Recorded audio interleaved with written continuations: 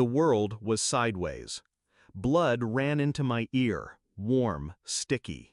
The car's windshield lay in glittered shards across my lap.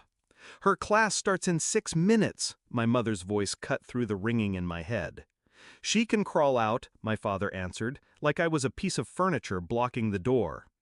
Then Leela, my sister, in her fresh Lululemons, stepped over my legs. Careful not to snag the fabric, not a glance down, not a word. I think that was the exact second something inside me stopped breaking and started hardening. I used to believe family meant safety. When we were little, Leela would braid my hair before school. Mom would pack 2 identical lunches so we wouldn't fight. Dad took us both to the park after dinner. It's embarrassing now how easy I was to love back then, how much I believed in it. That crash wasn't an accident, not in the way they'd like it to be remembered. I was the passenger because Leela forgot her wallet and needed me to ride with her. The intersection we took, she knew the light timing, knew that truck would be cutting across. I'd call it coincidence if coincidence didn't feel so calculated. At first, I told myself I was being paranoid, but little cracks widened fast, like the day I overheard them, Mom, Dad, Leela, whispering in the kitchen. "She's too sensitive," Mom said. "Too expensive," Dad muttered. Leela laughed. Not for long. That laugh stuck in my skull like a splinter. The real confirmation came 3 weeks later. Hospital discharge papers left on the counter. I wasn't supposed to see them. In the notes, family declined extended recovery support. That wasn't neglect, that was a choice. They wanted me functional enough to disappear. I didn't yell, didn't beg, didn't even cry. I started planning. If they could step over me once, they could do it again, unless I made stepping over me dangerous. I began small, quiet, legal. I documented everything.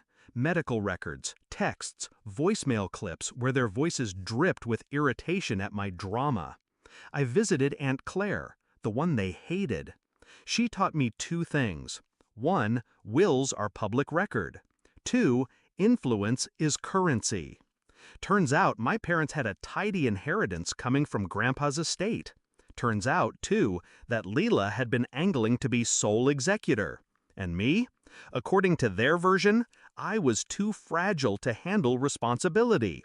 Perfect. I could use fragile. I let them think they'd won, played quiet, distracted, grateful for their help.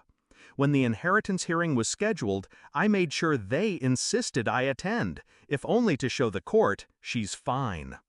The morning of, I skipped my seizure medication, deliberately. Not dangerously, just enough to tilt the odds.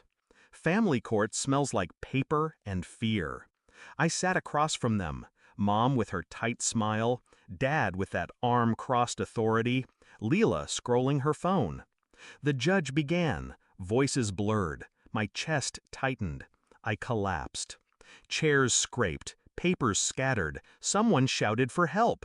Only this time, people ran toward me. Paramedics arrived. Standard protocol, they checked my vitals, my bag, my ID, and found my empty pill case. The lead medic looked at the judge. She's been without her prescription for days. That's life-threatening. The room shifted. The judge's gaze turned sharp. Who's responsible for her care? I didn't have to say a word. I just looked at my parents. Then at Leela. Everything unraveled faster than I expected. The court ordered an immediate investigation. Medical neglect, potential coercion, even financial exploitation. Aunt Claire stepped in as my advocate.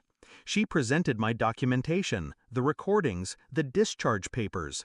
Each piece slid across the judge's desk like a blade. Mom tried to cry. Dad tried to get angry. Leela tried to laugh it off.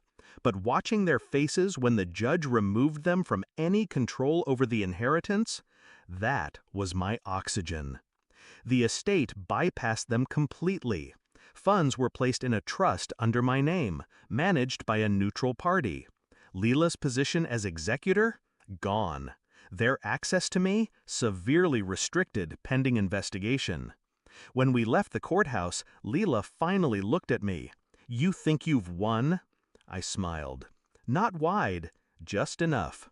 "No, Leela. I've made sure you can't step over me ever again." She flinched. Small, but I saw it. It's been 3 months. They're still under review. I'm still fragile on paper, but stronger than I've ever been in reality.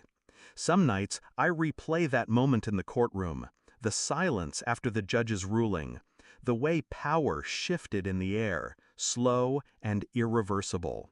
My parents taught me early, sharing is caring. I just made sure they shared the consequences.